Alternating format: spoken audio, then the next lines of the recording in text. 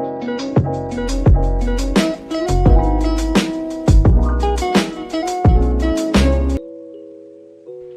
pertama, kita membahas tentang hakikat manusia. Sifat hakikat manusia yang membedakannya dengan hewan adalah: yang pertama, kemampuan menyadari diri. Kedua, kemampuan bereksistensi diri. Ketiga, memilikan kata hati. Keempat, memiliki moral. Kelima, kemampuan untuk bertanggung jawab.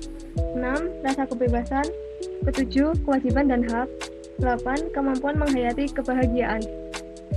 Selanjutnya ada dimensi hakikat manusia. Yang pertama, individu. Individu sebagai seorang, sesuatu yang merupakan suatu keutuhan yang tidak dapat dibagi-bagi. Individu sebagai pribadi. Menurut Lee Shen, setiap anak dilahirkan telah dikaruniai menjadi berbeda dari yang lain atau menjadi dirinya sendiri. Menurut M.J. Langeveld. Yang kedua ada sosial. Setiap manusia adalah makhluk sosial. Manusia sebagai warga masyarakat. Dalam kehidupan sehari-hari, manusia tidak dapat hidup sendiri-sendiri. Yang kedua, kita akan membahas tentang makna dan batas-batas pendidikan. Pendidikan dimulai sejak manusia ada. Pendidikan tidak hanya tentang persekolahan. Pendidikan dalam arti luas disamakan dengan belajar, tanpa memperhatikan di mana atau usia berapa belajar terjadi. Menurut Philip, pendidikan sebagai proses panjang hayat, dan seseorang dilahirkan hingga akhir hidup. Pendidikan juga bagian dari kebudayaan, yang menumbuh kembangkan generasi mandiri dan berkepribadian.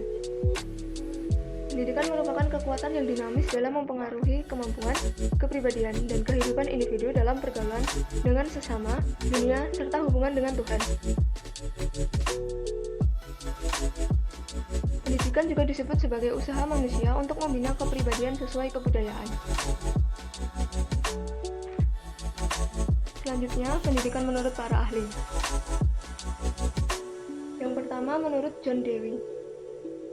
Pendidikan adalah rekonstruksi atau reorganisasi pengalaman yang menambah makna pengalaman dan menambah kemampuan. Yang kedua, menurut Ki Hajar Dewantara.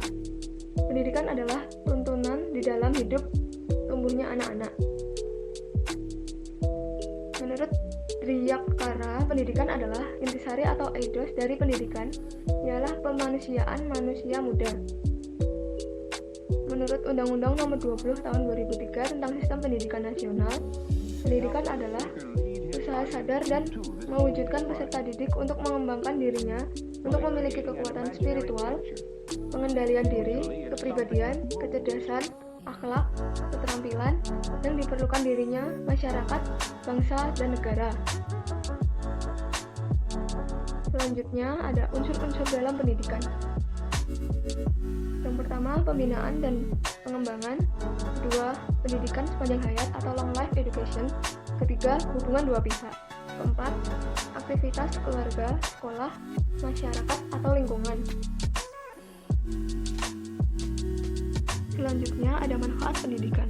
Yang pertama, untuk membentuk pribadi-pribadi berdasarkan ideologi, mengungkapkan dirinya melalui media, hubungan manusiawi, dan warga negara yang baik.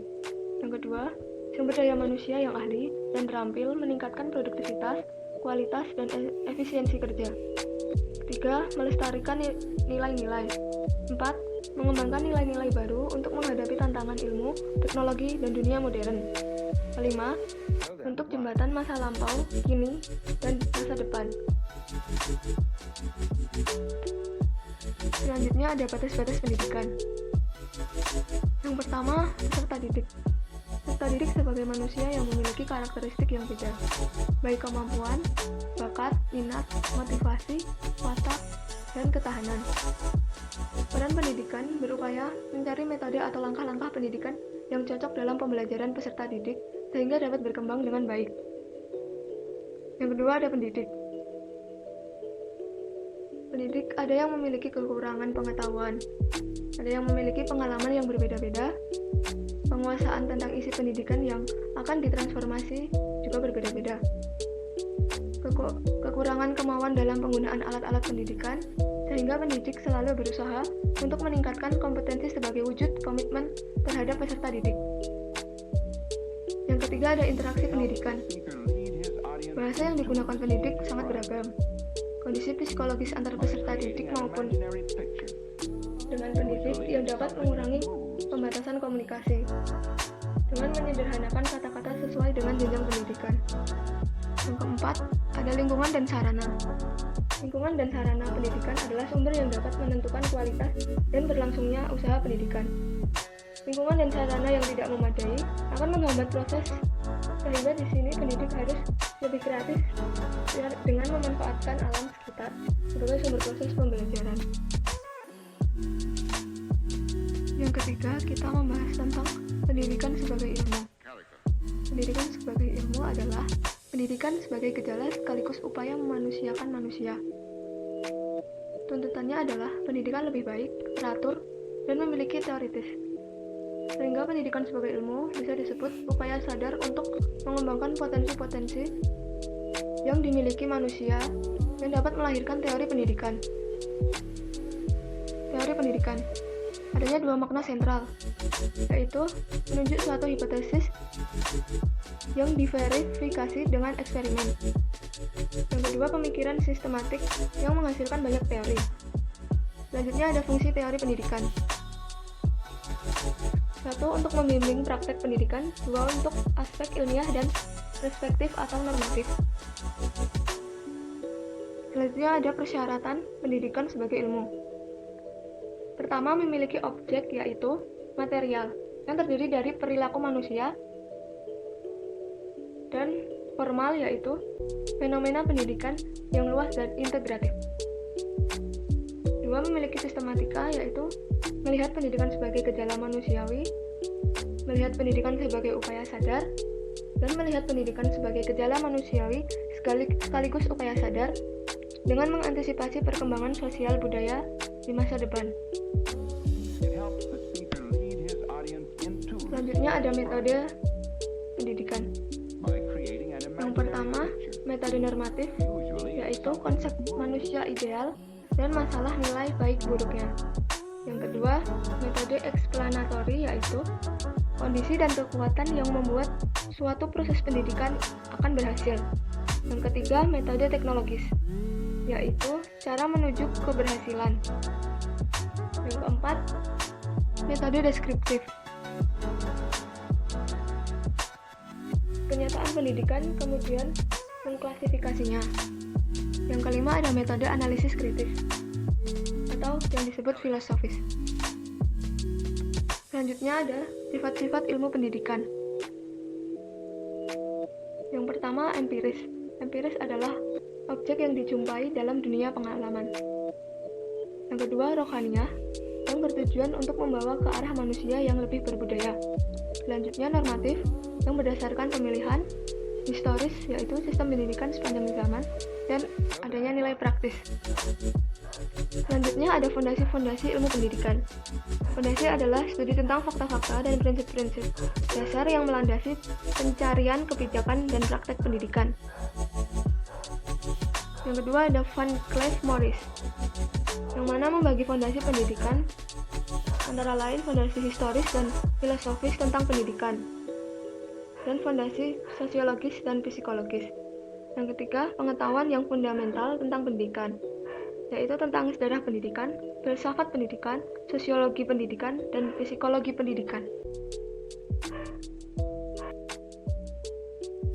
Yang keempat, kita membahas tentang pendidikan sebagai suatu sistem.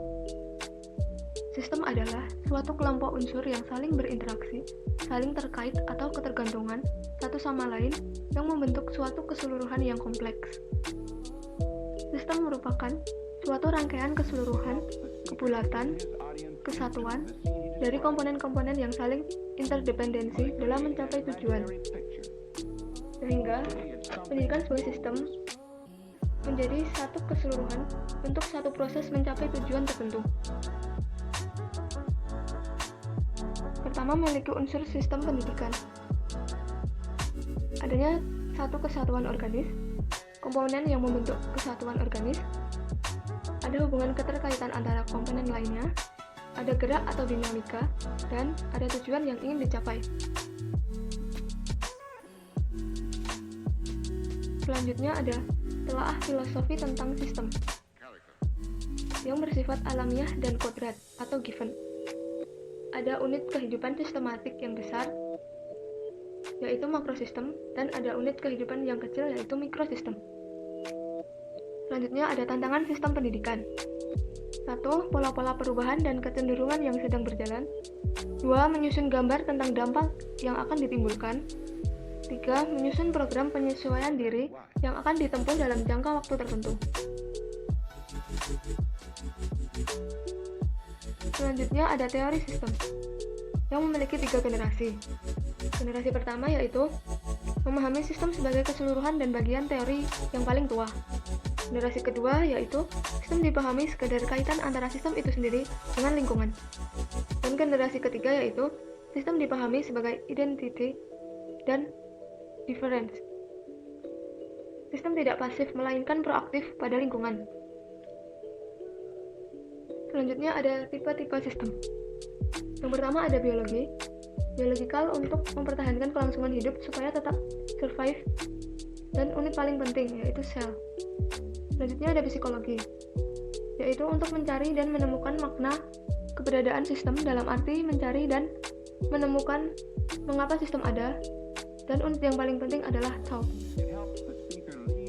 Selanjutnya ada social system, yang fungsinya untuk meneguhkan makna akan keberadaan suatu sistem. Selanjutnya ada komponen pokok dalam sistem pendidikan. Yang pertama, tujuan pendidikan untuk membimbing aktivitas sistem. Yang kedua, peserta didik yang menjalani proses belajar menjadi didikan sistem. Ketiga, pengelolaan untuk mengkoordinasikan, mengarahkan, dan mengevaluasi sistem. Keempat, ada struktur dan jadwal untuk mengatur dan mengelompokkan peserta didik menurut tujuan tertentu. Kelima, ada isi, esensi dari apa yang hendak dipelajari oleh peserta didik. 6. Pendidik yang dapat membantu menetapkan esensi dan persiapan proses belajar. 7. Adanya alat bantu belajar. 8. Ada fasilitas, tempat terselenggaranya proses pendidikan. 9. Ada teknologi untuk semua teknik yang dipakai dalam kerja sistem. 10. Ada pengawasan mutu, peraturan penerimaan peserta didik, sasaran, pengujian, dan standar.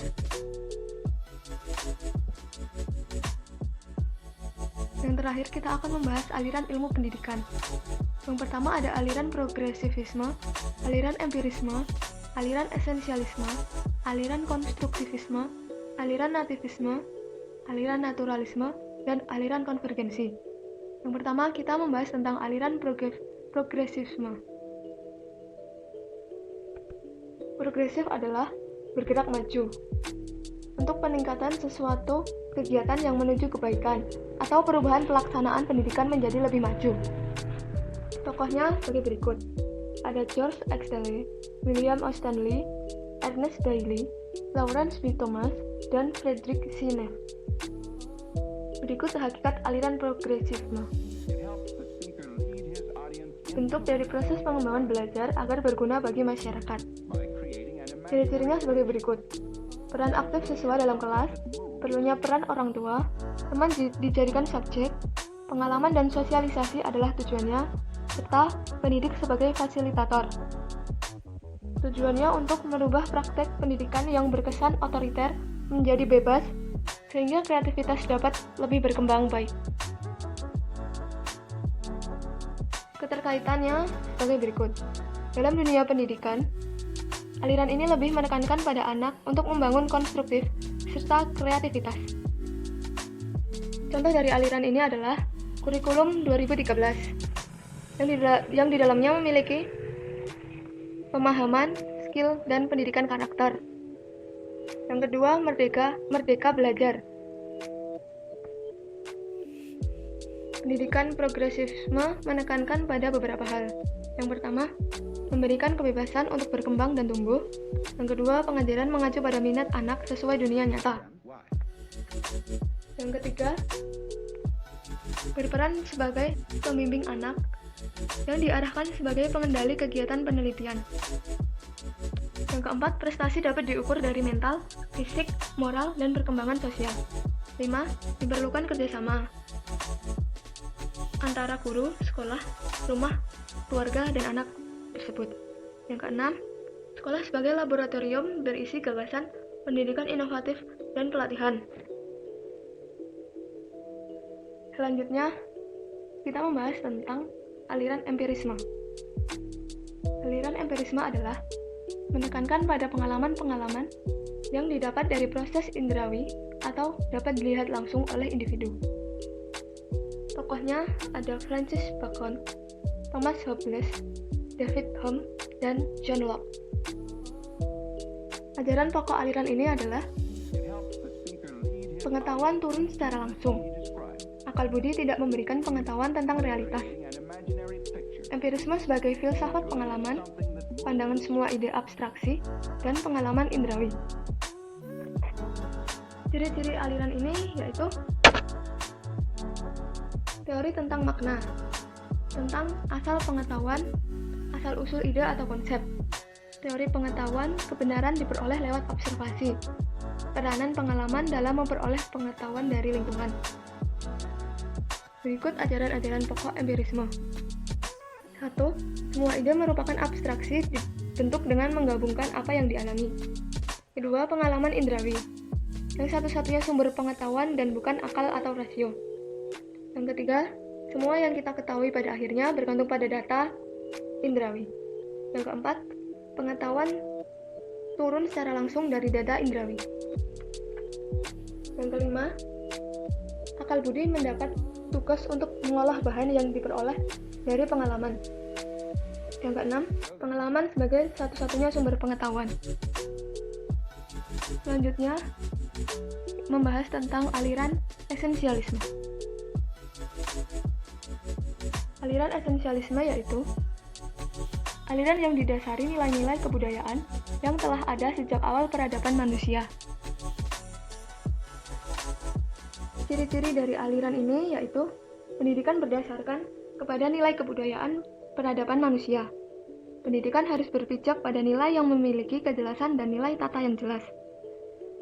Paduan ide-ide filsafat, idealisme, dan realisme. Nilai esensialnya teruji waktu, bersifat menuntun dan turun-temurun dari zaman ke zaman. Hakikat aliran ini merupakan aliran yang ingin kembali kepada kebudayaan-kebudayaan lama yang warisan sejarah telah membuktikan kebaikan-kebaikan bagi kehidupan manusia. Esensialis didasari pandangan humanisme yang merupakan reaksi terhadap hidup yang mengarah kepada keduniawian, serba ilmiah dan materialistis. Contohnya, dalam pendidikan Islam dianggap sesuai karena tujuan umum paham esensialisme adalah membentuk pribadi bahagia dunia dan akhirat. Kelebihan teori ini yaitu 1.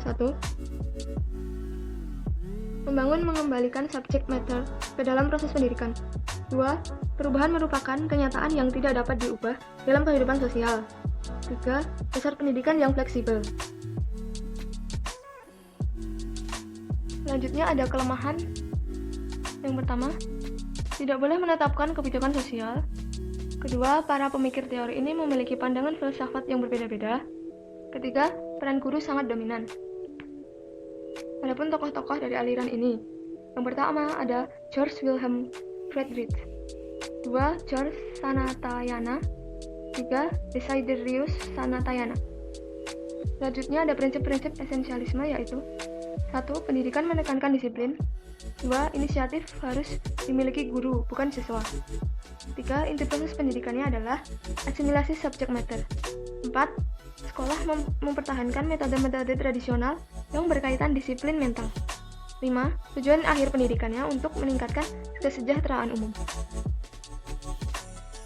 Selanjutnya kita membahas tentang aliran konstruktivisme.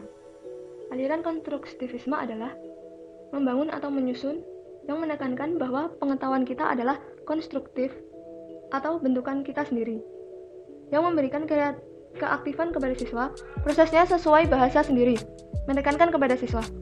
Berikut tokoh-tokohnya. Yang pertama ada Lev Vygotsky. Pendapatnya adalah pengetahuan berada dalam konteks sosial. Konsep sosiokultural yaitu kompleks budaya, gejala yang berkenaan terhadap individu atau bahasa hitungan. Yang kedua ada Jean Piaget. Pendapatnya adalah individual berasal dari sisi personal itu sendiri dan bertahap. Tahapnya sebagai berikut. Yang pertama sensori motorik usia 0-2 tahun, praoperasional dari usia 2-7 tahun, operasional konkret 7-11 tahun, operasional formal 12-15 tahun. Kelebihan dari teori ini adalah guru bukan satu-satunya sumber belajar. Pembelajaran lebih aktif dan kreatif. Pembelajaran memiliki kebebasan, perbedaan individu dihargai, dan sikap produktif dan percaya diri. Adapun kelemahan dari teori ini yaitu kemauan belajar rendah, proses belajar terhambat, pembelajaran di kelas lebih lama, peraturan kelas kadang sangat sulit. Berikut ciri-ciri dari aliran konstruktivisme. 1. Peserta didik aktif berdasarkan pengalaman. 2. Pengetahuan peserta didik harus melebihi guru. 3. Proses pembinaan saling mempengaruhi antara materi satu dengan materi lainnya. 4. Membandingkan info baru dengan pengalaman. 5. Materi sesuai pengalaman. Adapun implikasinya yaitu yang pertama, belajar kelompok. Kedua, problem posing atau mencari solusi.